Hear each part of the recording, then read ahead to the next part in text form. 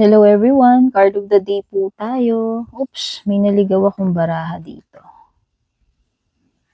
Card of the day. Ito yung guidance or message sa inyo.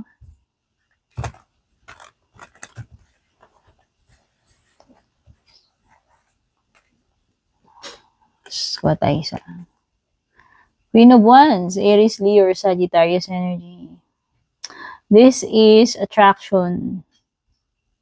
Could be na merong maa-attract sa'yo, or kung hindi yun yung case, pwedeng ikaw yung nakaka-attract. Pwedeng nakaka-attract ka ng love, nakaka-attract ka ng success. Okay? Kasi ito yung card ng attraction.